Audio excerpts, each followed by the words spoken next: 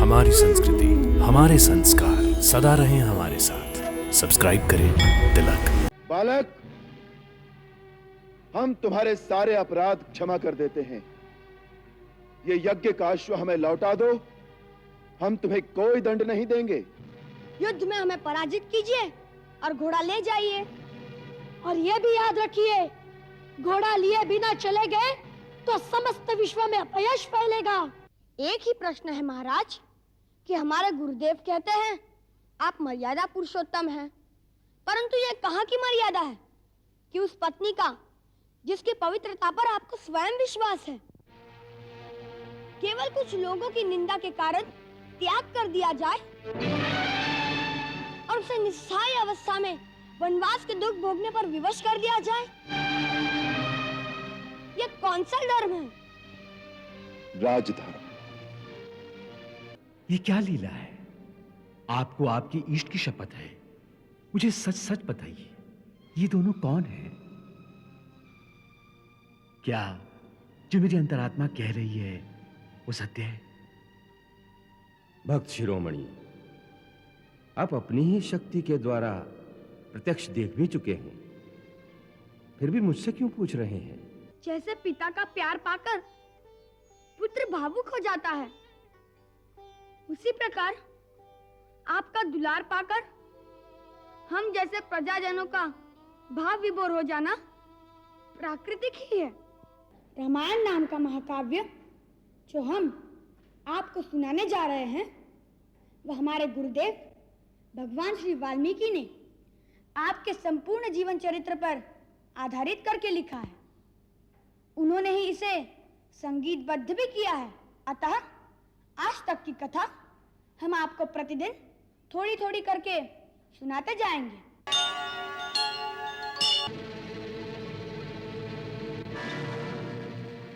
हनुमान जी, आप वीर तो हैं ही, अब पता चला चतुर भी बहुत है।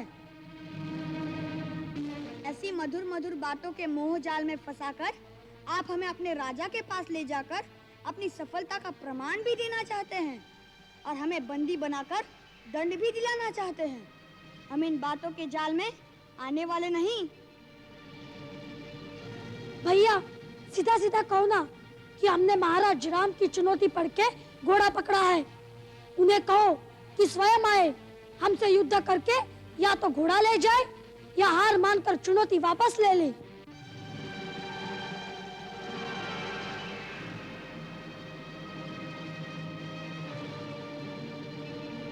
परंतु आपने परिचय तो दिया ही नहीं। वहां जाकर क्या कहेंगे कि उन्हें किसने बुलाया है? माता पिता का नाम क्या है? रहते कहाँ हैं? हनुमान जी, यहाँ कोई हमारी शादी विवाह की बात तो चल नहीं रही जो हम अपने कुल और गोत्र का भकान करें। यहाँ युद्ध की बातें हैं। यहाँ प्रश्न भी बाण ही करेंगे और उत्तर भी बाण ही देंगे।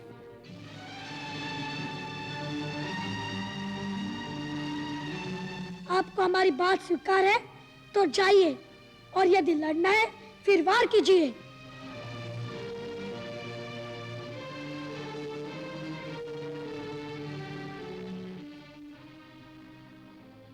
आप अपनी बालहट से क्यों हमें विवश करते हैं धनुष उठाने पर? आपकी सुकुमार अवस्था देखकर हमारा मन नहीं करता बाण चलाने को। जहाँ अस्त्र न उठ सके वहाँ पराजय स्वीकार कर लेना ही उत्तम है। पराजय? पराजय का शब्द रघुकुल की गाथा में नहीं आता, मूढ़ बालक। वो शत्रुघ्न और लक्ष्मण जी रघुकुल के ही है ना, जो पराजित होकर कई शिविर में मूर्छित पड़े होंगे। उसी रघुकुल का अहंकार है आपको।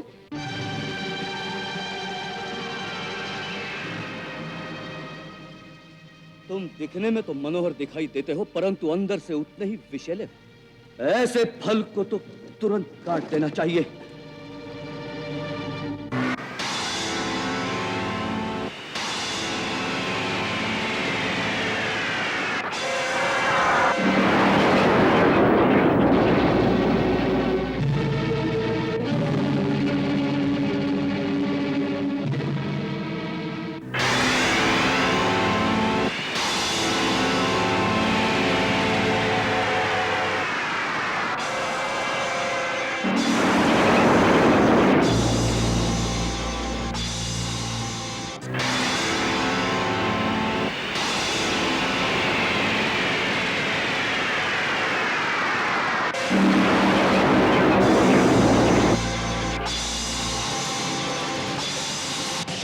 शत्रुघ्न से टकरा के सौमित्र को चकरा के लव कुश भरत के साथ अब संग्राम करते हैं। बाणों की वर्षा युद्ध में अविराम करते हैं, बाणों की वर्षा युद्ध में अविराम करते हैं।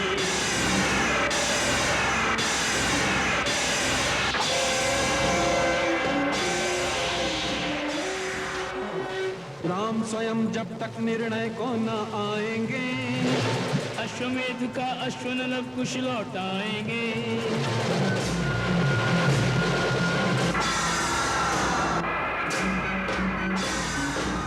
हार गया जो भी इनसे लड़ा, सीता के जायों में है साहस बड़ा, सीता के जायों में है साहस बड़ा। लिखी चुनौती पढ़ के बैठे हैं ये भी अड़के, क्षत्रिय सुलभ कौशल भरा हर काम करते हैं। बाणों की वर्षा युद्ध में अविराम करते हैं, बाणों की वर्षा युद्ध में अविराम करते हैं।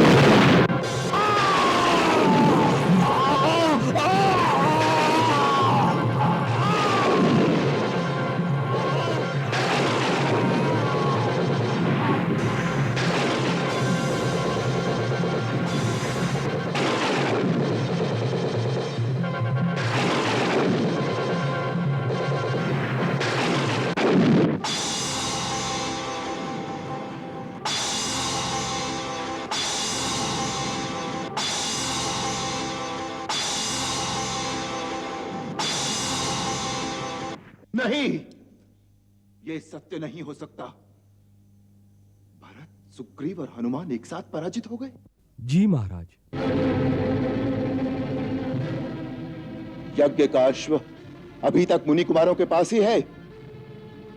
जी महाराज।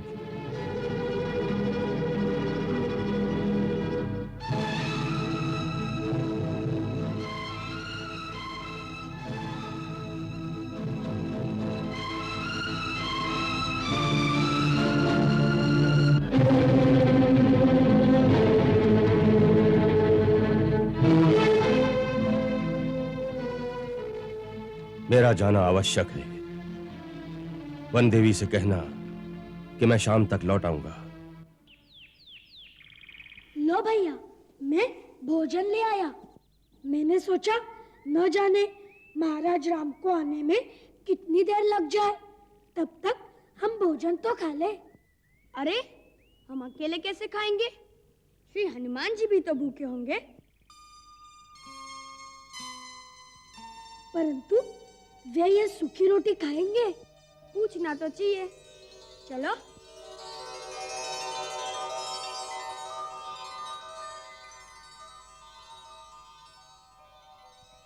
हे महावीर हनुमान, आप तो महाराज सुग्रीव के महामंत्री हैं। किष्किंधा के राजमहलों में सुंदर और स्वादिष्ट भोजन खाने की आदत होगी, परंतु हम तो ठहरे वनवासी और ब्रह्मचारी। हमारे पास तो ये सूखी रोटी है, उसे से आपकी सेवा कर सकते हैं।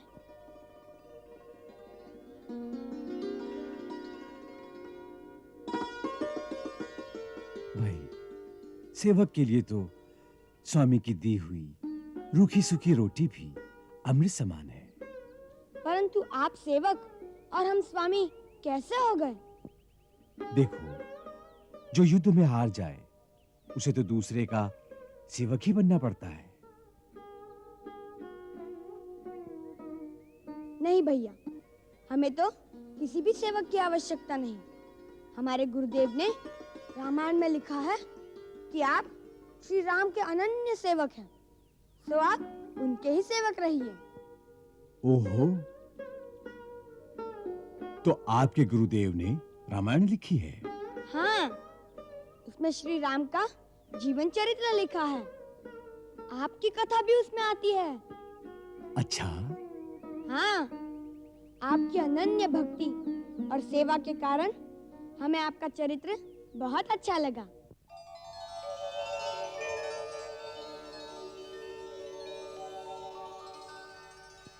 मुझे भी आप दोनों बहुत अच्छे लगते हैं। लगता है जैसे आप भी रामायण के ही कोई पात्र हो, जैसे श्री राम के ही कोई अपने हो। हनुमान जी, ये मंत्रियों वाली राजनीति युद्ध भूमि में ना चलाइए। लीजिए, भोजन कीजिए। परंतु भैया, ये खाएंगे कैसे? इन्हें तो हमें खिलाना पड़ेगा। मैं अपने हाथ से इन्हें खिलाता हूँ। नहीं नहीं, आपके हाथ से अपनी सेवा कराऊं, ये नहीं हो सकता। आप अपना भोजन करिए।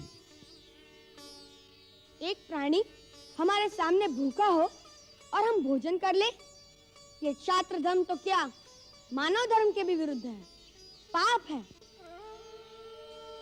लव, इनके हाथ खोल दो। भैया, लेकिन इनके हाथ खोल देंगे तो? नहीं नहीं, ये वीर पुरुष है। हाथ खोलने पर भी ये उसका अनुचित लाभ नहीं उठाएंगे। देखिए हनुमान जी, हम केवल आपके भोजन के लिए हाथ खोल रहे हैं। हमें वचन दीजिए कि आपके हाथ खोलने पर भी आप चुपचाप हमारे बंदी बनकर यहाँ बैठे रहेंगे।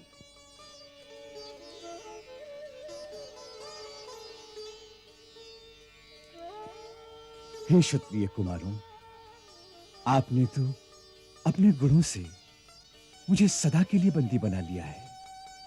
मैं आपके माता पिता को प्रणाम करता हूं।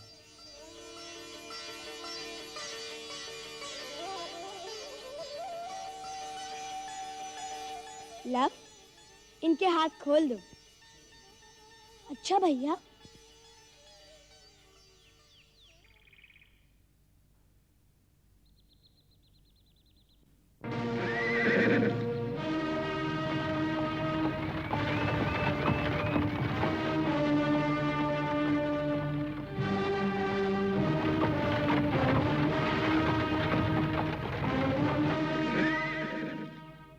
लगता है अब तो महाराज सचमुच स्वयं आ गए हैं।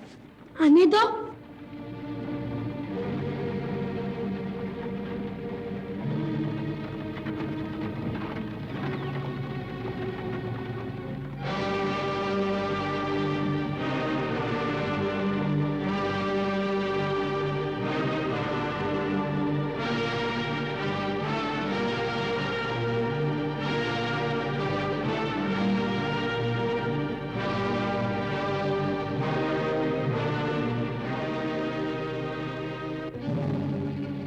हमारी सेना की ये दशा।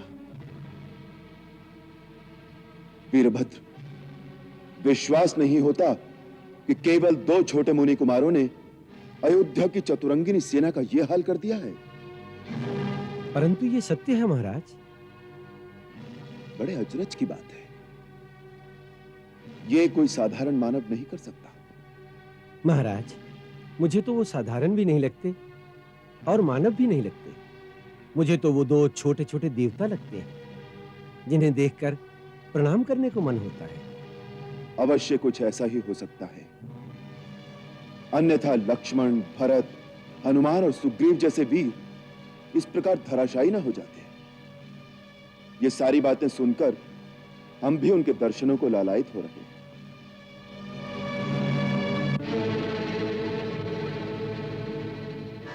वो देखिए महाराज, उनके दर्शन हो गए। वो दोनों वीर पेड़ों के उस ओर खड़े हैं।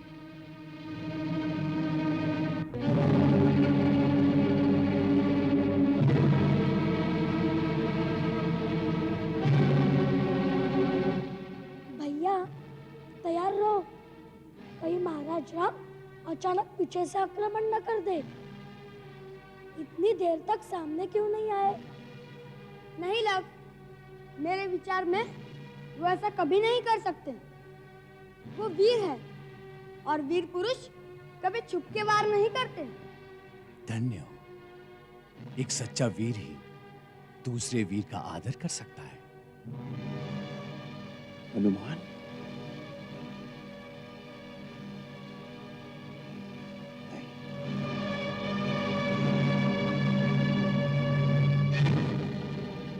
रथ आगे ले चलो।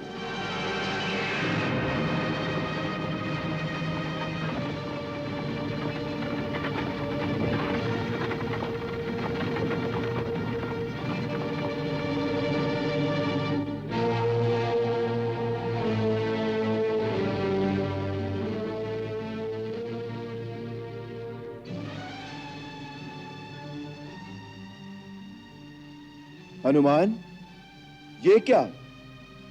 तुम जैसा परमवीर इस प्रकार दुबक कर बैठा है? प्रभु, इस समय मैं अपनी वीरता नहीं दिखा सकता।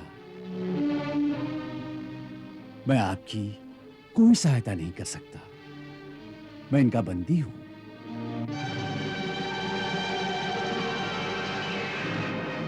ये तो इन्होंने दया करके मेरे हाथ पांव खोल दिए। मैंने इन्हें वचन दिया है कि मैं अपने खुले हाथों का प्रयोग केवल भोजन के लिए ही करूंगा। आप मुझे क्षमा कीजिए प्रभु।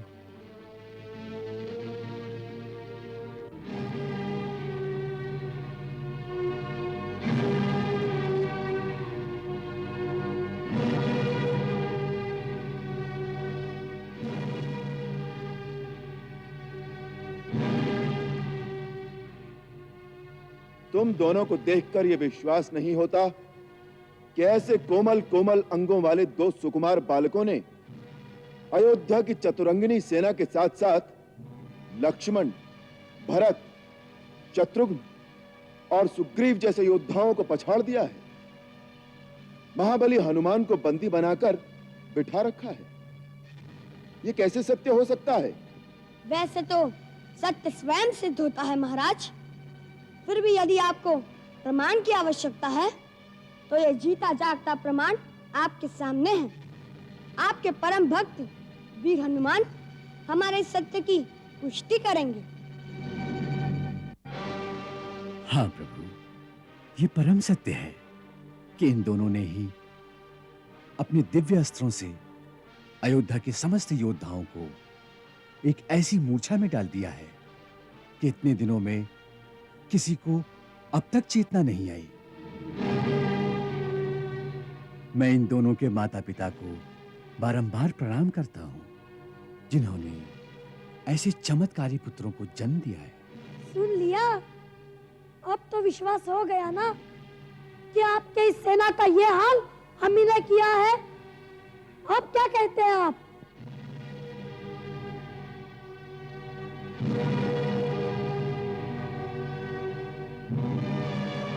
ये अश्वमेध यज्ञ का घोड़ा हमारे राज्य की चतुर्दिश वृद्धि का प्रतीक है। तुम कोई राजा या राजकुमार तो नहीं हो कि तुम्हें हमारी राज्य वृद्धि से ईर्ष्या हो। फिर तुमने किस लोभ से हमारे इस घोड़े को पकड़ा है? न हमें कोई लोभ है, न हमें किसी राज्य की लालसा है, न हमें आपकी राजवृद्धि से ईर्ष्या है। हमने तो इस घोड़े के मस्तक पर लिखी हुई चुनौती को पढ़कर इसे पकड़ा है। परंतु क्यों? तुम्हारा इस चुनौती से क्या संबंध? क्योंकि इस चुनौती में अहंकार की गंध है। उससे ऐसा लगता है कि आप यह समझते हैं कि सारे संसार में आपके सिवा न तो कोई क्षत्रिय है न वीर, और क्योंकि हम क्षत्रिय हैं, इस चुनौती का उत्तर देना हमारा धर्म हो जाता है। महाराज राम, आप क्षत्रिय धर्म को जानते ही होंगे। यदि कोई क्षत्रिय युद्ध की चुनौती सुनकर पीठ दिखाकर भाग जाए तो समझो ना तो उसने अपने माँ के दूध का ऋण चुकाया और ना अपने पिता के नाम की लाज रखी। कौन है तुम्हारे पिता? यदि हमसे जीत लेंगे तो उनके पास जाइएगा। अभी से उनका पता पूछने की क्या आवश्यकता है? पहले हमसे युद्ध करिए, हमसे।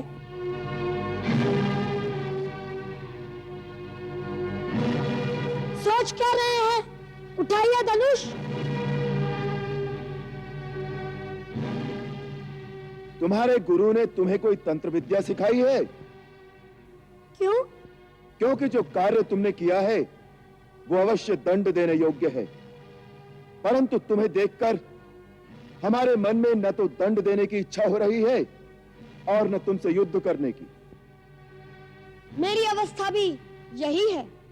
मैं तो यही सोच रहा हूँ कि आप किसी मोहिनी मंत्र का जाप कर रहे हैं।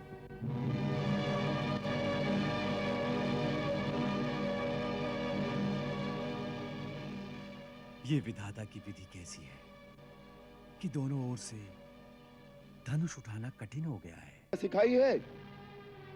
क्यों? क्योंकि जो कार्य तुमने किया है वो अवश्य दंड देने योग्य है, परंतु तुम्हें देखकर हमारे मन में न तो दंड देने की इच्छा हो रही है और न तुमसे युद्ध करने की। मेरी अवस्था भी यही है। मैं तो यही सोच रहा हूँ कि आप किसी मोहिनी मंत्र का जाप कर रहे हैं। ये विधाता की विधि कैसी है कि दोनों ओर से धनुष उठाना कठिन हो गया है। महाराज राम, इस प्रकार यह मंत्र तंत्र का प्रयोग वीरों के लिए उचित नहीं है। यदि कर सकते हैं तो सच्चे क्षत्रिय की भांति हमें अस्त्र शस्त्र से पराजित करिए, भावना की मोहिनी डालकर नहीं।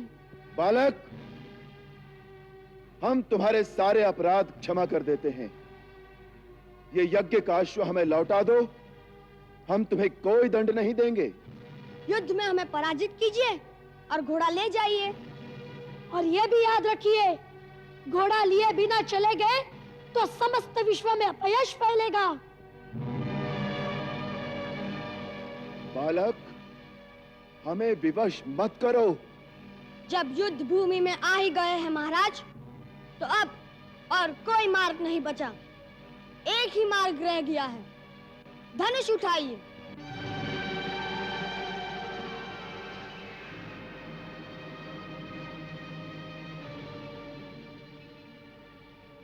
महाराज राम, क्षत्रिय केवल बातें नहीं करते, युद्ध करिए, युद्ध।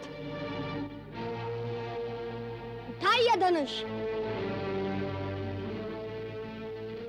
महाराज राम, यदि आप क्षत्रिय हैं, तो आपको अपने पूर्वजों की आन है कि युद्ध भूमि में सारी मोह ममता त्याग कर एक वीर क्षत्रिय की भांति व्यवहार कीजिए और अपना धनुष उठाइए। बालक, हमें ऐसी शपथ मत दो कि हम विवश हो जाएं। हे राम, ये आप क्या कर रहे हैं?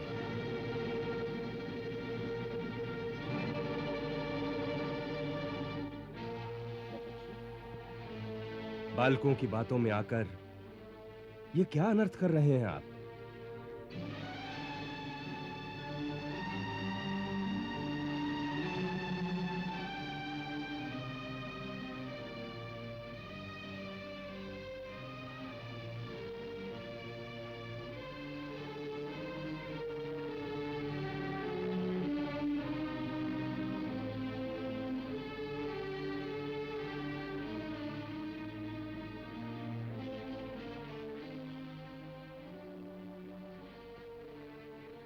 कल्याण मस्तु।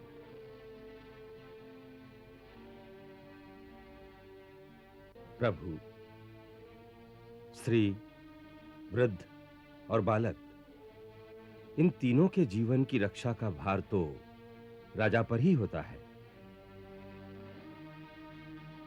अपराधी होने पर भी उन पर राजा का हाथ नहीं उठता। महर्षि, ये बालक बहुत हठी हैं। बालहट तो सब जानते हैं महाराज, परंतु बालहट का उत्तर राजहट तो नहीं हो सकता। कुश, लव, ये हमारे राजा हैं, हम इनके राज्य में रहते हैं। राजा के सामने अस्त्र उठाना राजधर्म के अनुसार पाप है। आपने राजा की अवज्ञा की है। आपने राजा का घोड़ा क्यों पकड़ा? 2 कारणों से गुरुदेव। पहला कारण तो यह चुनौती है जो इस घोड़े के मस्तक पर स्वर्ण अक्षरों में लिखी हुई है। सुनिए क्या लिखा है। राजराजेश्वर छत्रपति महाराज श्री रामचंद्र के अश्वमेध यज्ञ का यह अश्व दिग दिगांतर में स्वतंत्र भ्रमण के लिए छोड़ा गया है। इसके आगे नतमस्तक होने वालों को महाराज राम की शरण प्राप्त होगी और जो इसे पकड़ने का दुस्साहस करेगा उसे श्री राम की सेना से युद्ध की चुनौती स्वीकार करनी होगी। गुरुदेव, आप ही ने सिखाया था कि सच्चा क्षत्रिय वही है जो युद्ध की ललकार सुनकर भाग न जाए, इसलिए हमने यह चुनौती स्वीकार कर ली।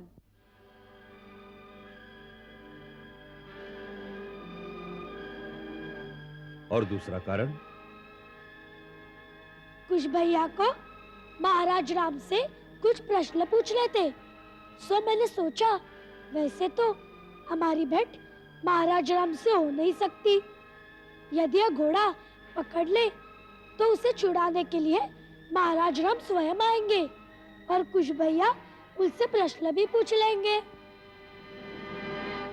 पूछो, क्या प्रश्न पूछना चाहते हो?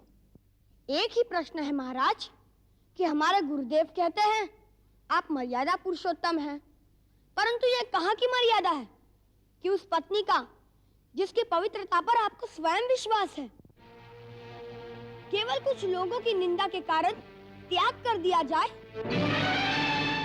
और उसे निस्सहाय अवस्था में वनवास के दुख भोगने पर विवश कर दिया जाए? यह कौन सा धर्म है? राजधर्म।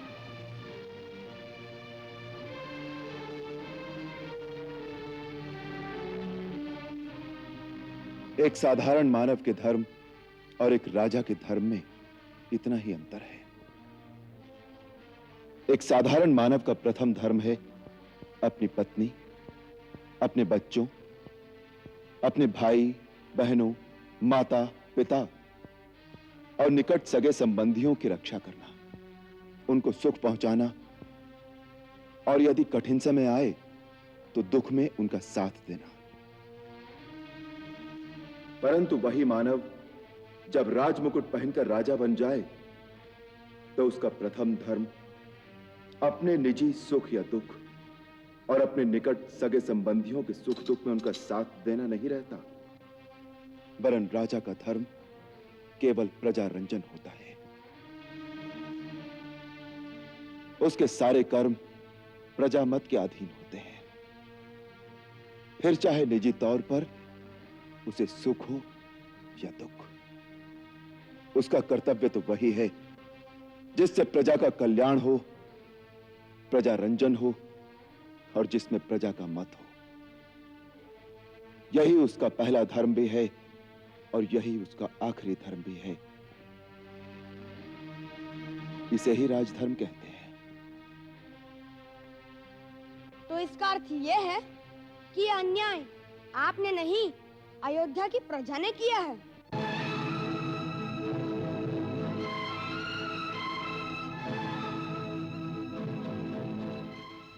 जो अयोध्या की प्रजा ने किया है उसका उत्तर अयोध्या की प्रजा से मांगना चाहिए। लवकुश, इस समय तुम दोनों ने इनका घोड़ा पकड़कर और इनके सामने अस्त्र उठाकर जो अवज्ञा की है उसके लिए तुम्हें इनसे क्षमा मांगनी चाहिए।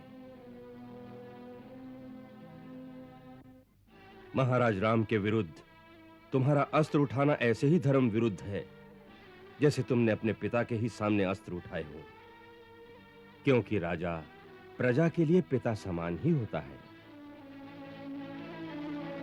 शास्त्र कहता है कि पिता ही सर्वभूतानां राजा भवति धर्मतः। इसलिए तुम्हें इनको पिता समान आदर देकर क्षमा मांगकर यज्ञ का घोड़ा लौटा देना चाहिए। जो आज्ञा गुरुदेव।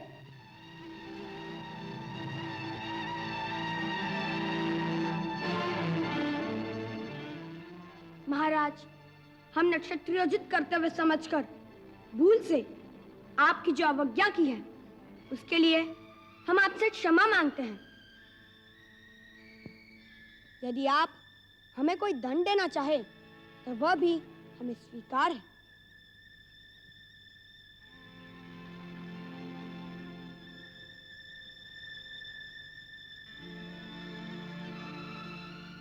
तुम दंड के अधिकारी नहीं हो बालक। तुम्हारे जैसे वीर, गुणी और ज्ञानी बालक जिस राजा के राज्य में हो उसे उन पर गर्व करना चाहिए और पुरस्कार देना चाहिए।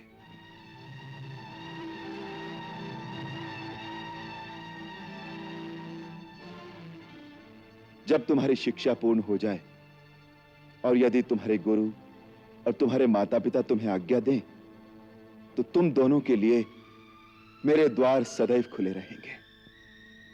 उचित समय आने पर ये दोनों आपकी इस उदारता का लाभ अवश्य उठाएंगे। कुश, वत्स, अयोध्या की सेना पर इस पहली विजय से तुमने मेरी विद्या सफल कर दी।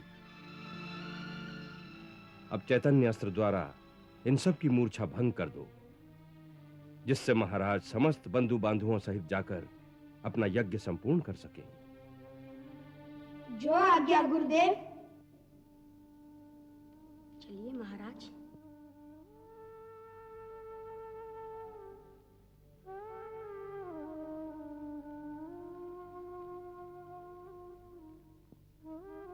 हे पवन पुत्र। जी महर्षि। आप यज्ञ का अश्व ले जाइए। जो आज्ञा। महर्षि, एक शंका है। क्या? ये क्या लीला है? आपको आपकी इष्ट की शपथ है, मुझे सच सच बताइए, ये दोनों कौन हैं? क्या जो मेरी अंतरात्मा कह रही है वो सत्य है? भक्त शिरोमणि, आप अपनी ही शक्ति के द्वारा प्रत्यक्ष देख भी चुके हैं, फिर भी मुझसे क्यों पूछ रहे हैं? हे महावीर, भक्त की शक्ति तो भगवान से भी अधिक होती है। फिर भी मेरी एक प्रार्थना है कि अभी इस बात को गुप्त ही रहने दें। उचित समय आने पर मैं स्वयं ही प्रकट कर दूंगा। मैं देख रहा हूं विधि का खेल बड़ा विचित्र होने वाला है, फिर भी उसे एक सुखद मोड़ देने की चेष्टा कर रहा हूं।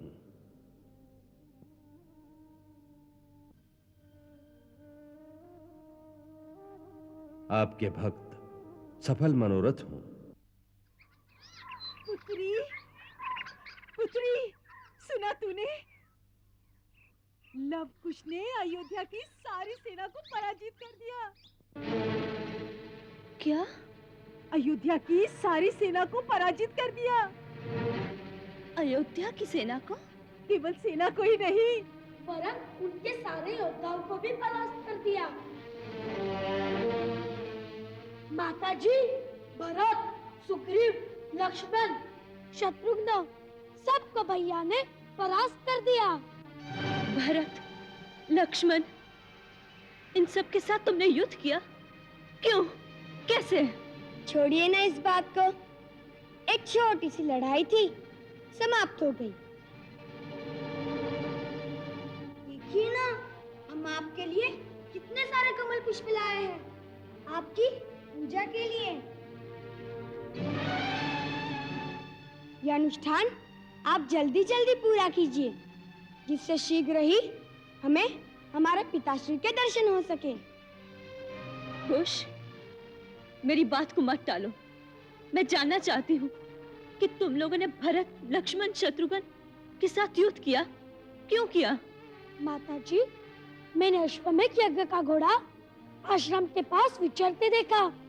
उसके माथे पर स्वर्ण अक्षरों में चुनौती लिखी थी कि जो इस घोड़े के सामने मस्तक नवाएगा वह महाराज राम की शरण पाएगा, और जो इसे पकड़ेगा उसे उन्होंने युद्ध के लिए ललकारा था।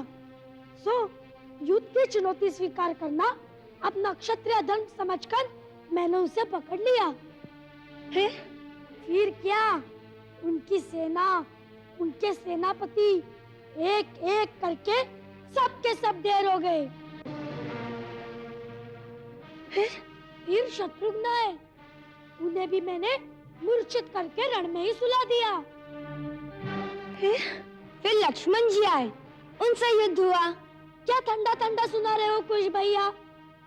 माताजी, युद्ध नहीं हुआ, घमासान का युद्ध हुआ और हमने उन्हें मूर्छित कर दिया। फिर भरत जी आए और उनके साथ महाराज सुग्रीव और महाबली हनुमान भी आए।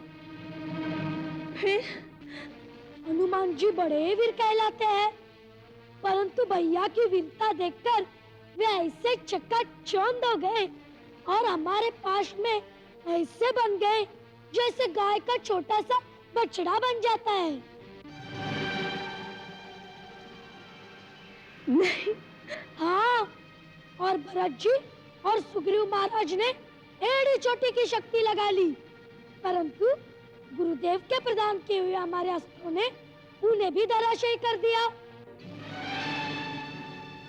और फिर महाराज राम स्वयं आ गए।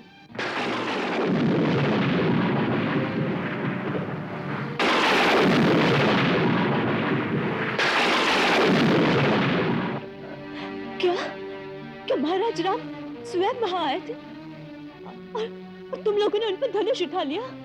नहीं, हम तो धनुष उठाए तैयार थे, परंतु वे ही युद्ध से आनाकानी कर रहे थे।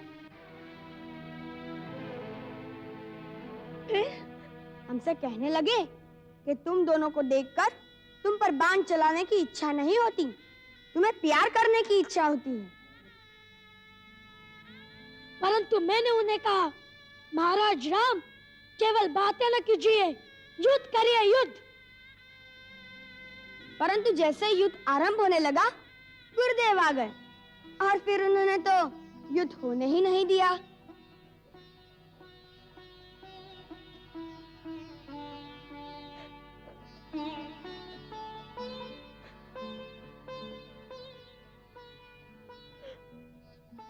प्रभु का कोटि कोटि धन्यवाद कि तुम लोग एक महान पाप से बच गए, एक महान पाप से बच गए। क्या हुआ पुत्री? माताजी, ये आपको क्या हो गया माताजी?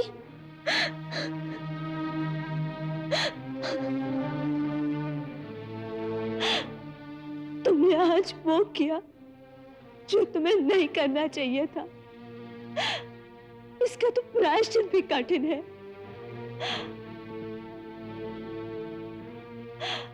हनुमान को तुमने एक बछड़े की भांति बांध दिया।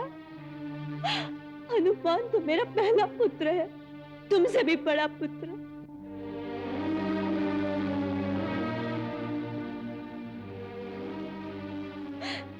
भरत, लक्ष्मण, शत्रुघ्न ये भी मेरे पुत्र ही हैं।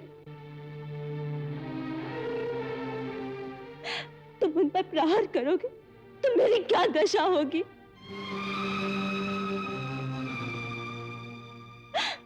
उस पर तुमने स्वयं श्री राम को युद्ध के लिए ललकारा।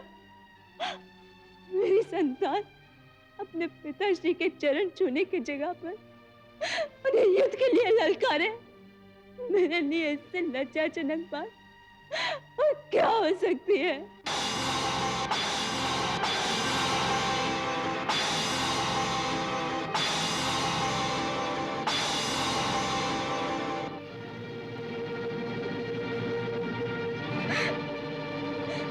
तुमने एक भी बार उन पर चिल्ला दिया होता तो उसके पश्चाताप में मेरे लिए अपने प्राण देने के अतिरिक्त और कोई मार्ग नहीं रह जाता, और कोई मार्ग नहीं रह जाता।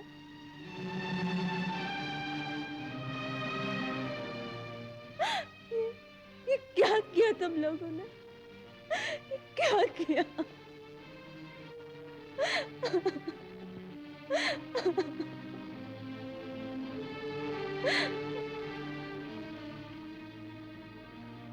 ये आप क्या कह रही हैं माताजी? महाराज राम हमारे पिताश्री हैं? हाँ पुत्र,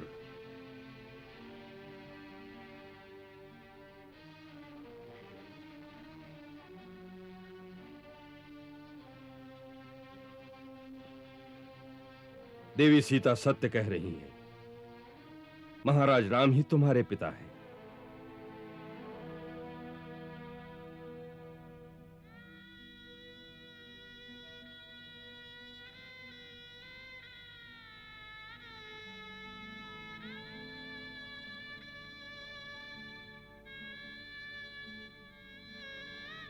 तो क्या आप ही वह अभागी सीता है जिन्हें महाराज राम ने वन में त्याग दिया था? जिसके पति श्री राम हो उसे अभागे नहीं कहते। मुझसे अधिक भाग्यवान और कौन होगा कि मैं उनकी पत्नी हूँ जिनकी तीनों लोकों में पूजा होती है। फिर ये बात आपने हमसे आज तक क्यों छिपाई?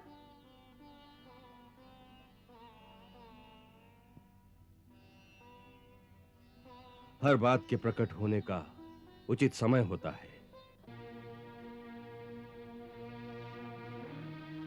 इससे पहले यह बात प्रकट हो जाती तो तुम्हारी माता के लिए कहीं भी सुख सुविधा से रहना असंभव हो जाता।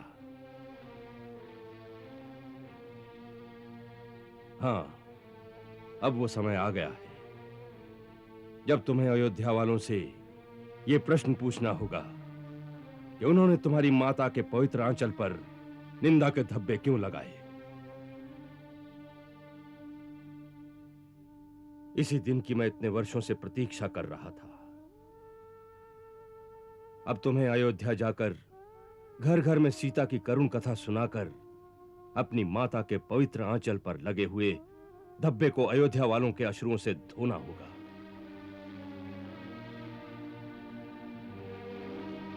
उनके मन पर लगे हुए मैल को मिटाकर उनके हृदयों में महारानी सीता का सिंहासन फिर से स्थापित करना होगा।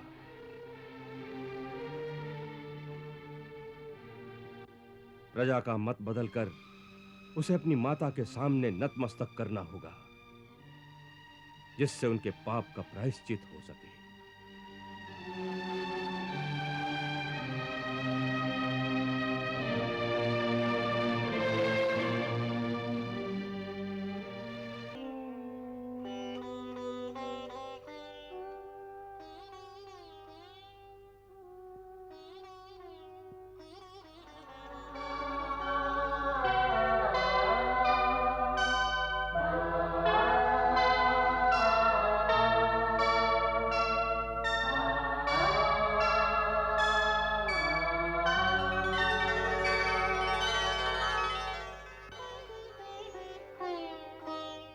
अरे तुम दोनों तो वही हो।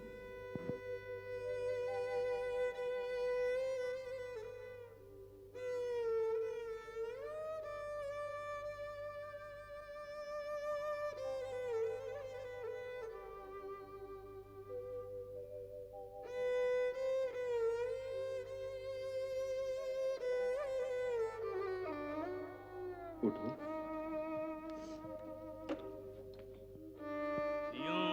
आनंद विभोर भय कहत न आवे बैन, दरस परस पातात का झर झर बरसे।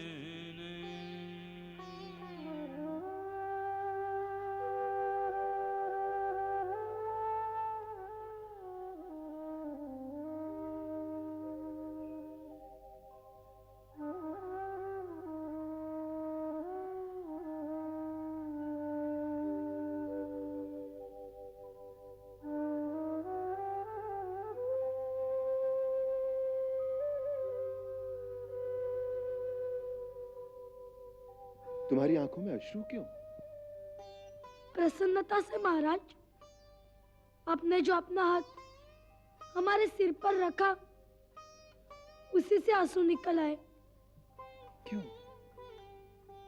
महाराज राम अपना हाथ जिसके सर पर रख देंगे, उसकी तो यही दशा होगी महाराज। जैसे पिता का प्यार पाकर पुत्र भावुक हो जाता है, उसी प्रकार आपका दुलार पाकर हम जैसे प्रजाजनों का भाव विभोर हो जाना प्राकृतिक ही है।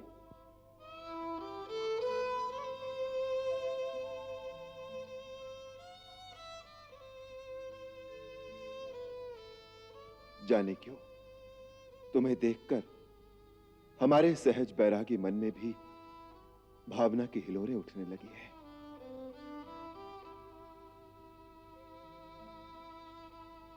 उस दिन तुम्हारा वीर रूप देखा और आज तुम्हारे स्वर का चमत्कार।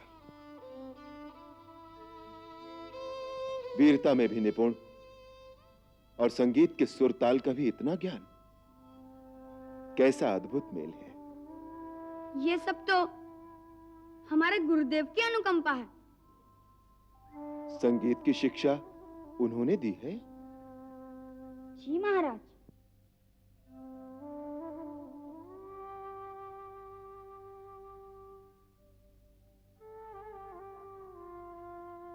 गुरुदेव ने रामायण नाम का एक महाकाव्य लिखा है, जिसमें उन्होंने आपका संपूर्ण जीवन चरित्र वर्णन किया है। हम लोग उसी को गाते हैं। अति सुंदर लिखा है उन्होंने। हमें भी सुनाओगे? यदि आपकी आज्ञा होगी तो अवश्य सुनाएंगे, परंतु यदि सारी रामायण सुनेंगे तब तो बहुत दिन लगेंगे। कोई बात नहीं, दिन को तो यज्ञ होता है, परंतु सायंकाल यज्ञ के पश्चात प्रतिदिन तुम दोनों सभा भवन में आकर इस कथा का गान करो, हम सब सुनेंगे। जो आज्ञा महाराज।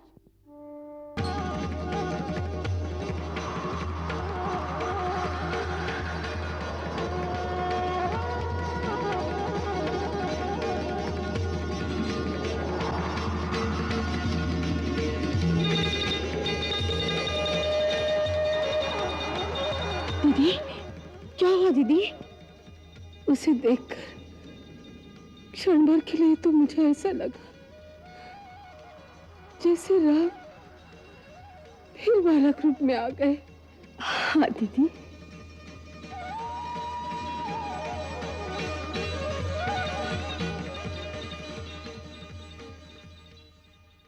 हम दोनों भगवान श्री वाल्मीकि के शिष्य लव और कुश, महाराज श्री राम और समस्त गुरुजनों को प्रणाम करते हैं।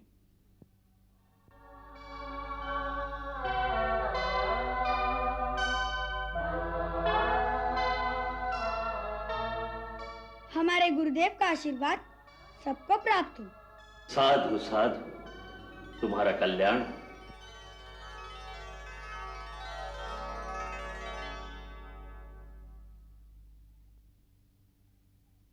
महाराज, हम आपकी आज्ञा अनुसार सभा में आ गए हैं। हमें क्या करना है, आज्ञा दीजिए। ये सभा तुम दोनों का स्वागत करती है।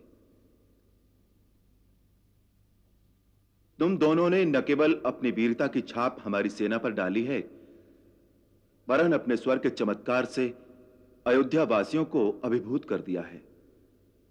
हम इस सभा में तुम्हारा सम्मान करते हैं और सम्मान का प्रतीक अंगवस्त्र तुम्हें भेंट करते हैं।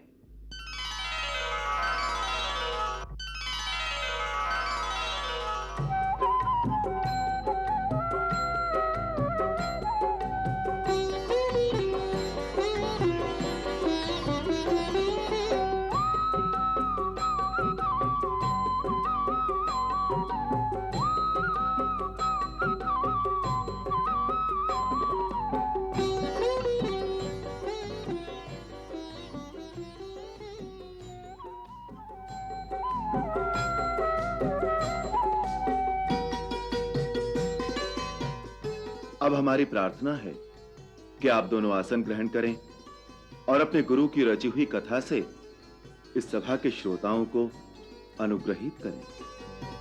जो आज्ञा।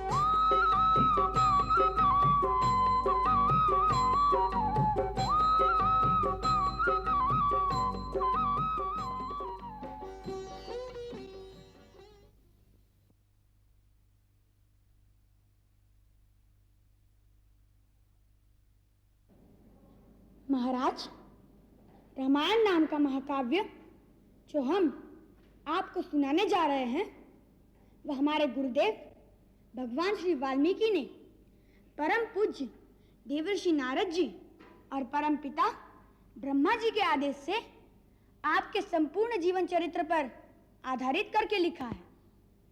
उन्होंने ही इसे संगीतबद्ध भी किया है। महाराज, इस महाकाव्य में जो कुछ हो चुका है और आगे जो कुछ भी होने वाला है, वह आपका सारा जीवन वृत्तांत हमारे त्रिकालदर्शी गुरुदेव ने पहले से ही देखकर लिख दिया है। परंतु हमें तो आज तक की ही कथा का ज्ञान है, भविष्य की कथा तो उन्होंने हमें भी नहीं पढ़ाई। अतः आज तक की कथा हम आपको प्रतिदिन थोड़ी थोड़ी करके सुनाते जाएंगे। अब यदि आपकी और समस्त गुरुजनों की आज्ञा हो तो हम कथा सुनाना आरंभ कर दें। यदि गुरुदेव की आज्ञा हो। अवश्य, हमारा आशीर्वाद है। महर्षि वाल्मीकि द्वारा रचित ये कथा सुनने और सुनाने वाले दोनों के लिए कल्याणकारी हो।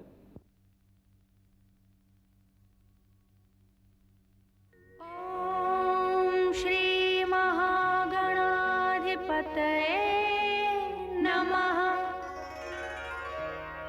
ओम श्री उमा महेश्वराभ्यां नमः। वाल्मीकि गुरुदेव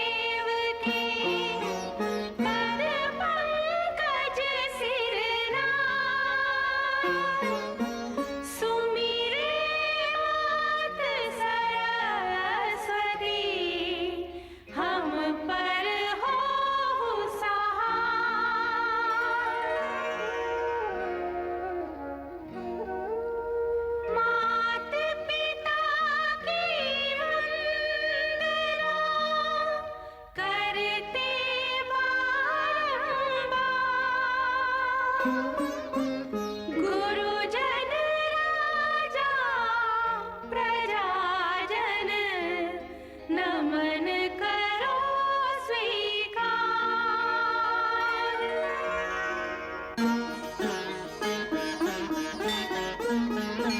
हम कथा सुनाते राम सकल गुण धाम की। हम कथा सुनाते राम सकल गुण धाम की। ये रामायण है पुण्य कथा श्री राम की।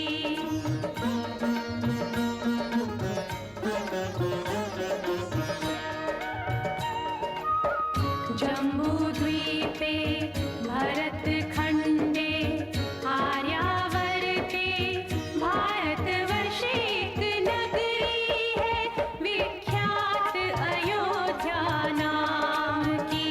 यही जन्मभूमि है परम पूज्य श्री राम की। हम कथा सुनाते राम सकल गुण धाम की। ये रामायण है पुण्य कथा श्री राम की। ये रामायण है पुण्य कथा श्री राम की।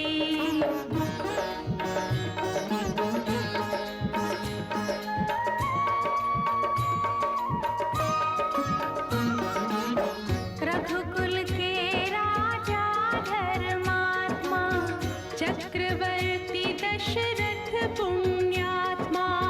संतति है तो यज्ञ करवाया धर्म यज्ञ का शुभ फल पाया। कृप घर जन्मी 4 कुमारा रघुकुल दीप जगत आधारा। चारों भ्रातों के शुभ नामा भरत शत्रुघ्न लक्ष्मण रामा। गुरु वशिष्ठ के गुरुकुल जाके अल्पकाल विद्या सब पाके पूरन हुई शिक्षा रघुवर पूरन काम की। हम कथा सुनाते राम सकल गुण धाम की। ये रामायण है पुण्य कथा श्री राम की।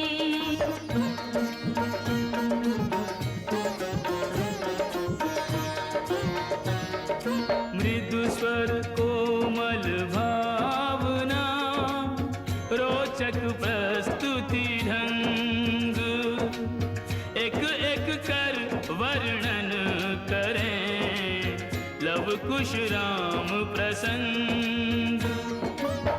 विश्वामित्र महामुनि राई तिनके संग चले 2 भाई। कैसे राम ताड़िका मारी कैसे नाथ अहिल्या तारी। मुनिवर विश्वामित्र तब संग ले लक्ष्मण राम। सिया स्वयंवर देखने पहुँचे मिथिला धाम।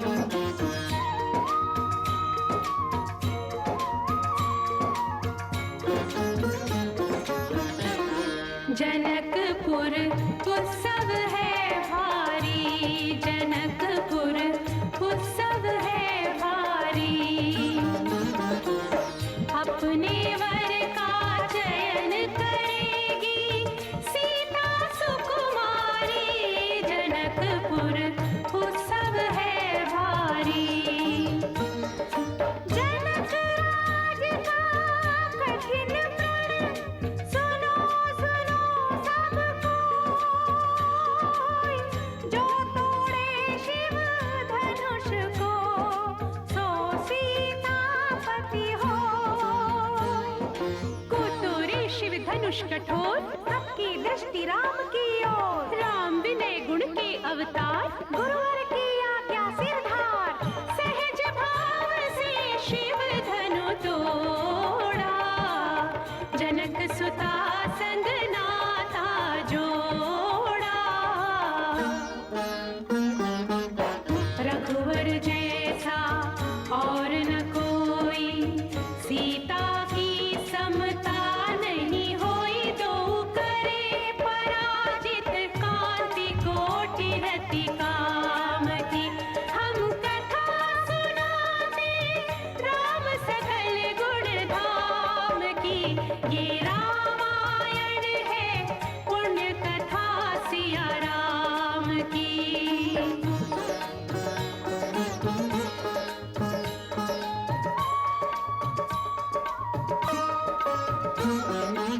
सब पर शब्द मोहिनी डारी, मंत्र मुग्ध भय सब नर नारी। यों दिन रैन जात हैं बीते, लव कुश ने सबके मन जीते। वन गमन, सीता हरण, हनुमत मिलन, लंका दहन, रावण मरण, अयोध्या पुनरागमन। सविस्तार सब कथा सुनाई, राजा राम भय रघुराई। राम राज आयो सुखदाई, सुख समृद्धि श्रीधर घर आई। काल चक्र ने घटनाक्रम में ऐसा चक्र चलाया, राम सिया के जीवन में फिर घोर अंधेरा छाया।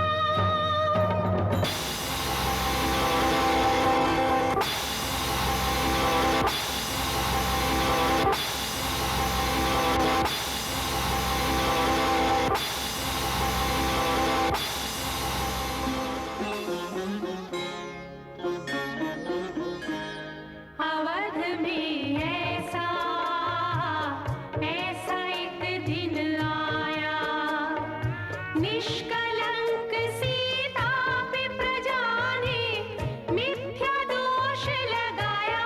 अवध में ऐसा ऐसा एक दिन आया। जल्दी सिया जब तोड़कर सबने हनाते मोह के, पाषाण हृदयों में न अंगारे जगे विद्रोह की।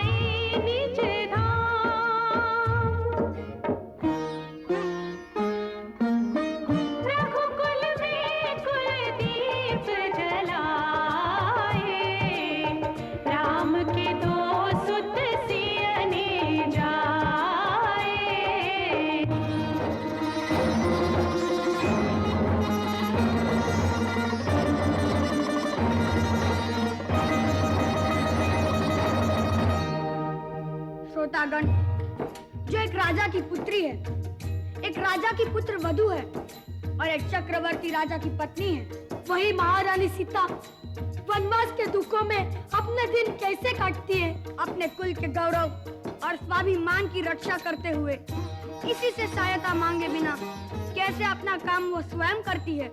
स्वयं वन से लकड़ी काटती है, स्वयं अपना धान कूटती है, स्वयं अपने चक्के पीसती है और अपनी संतान को स्वावलंबी बनने की शिक्षा कैसे देती है। अब उसकी एक करुण झांकी देखिए। जनक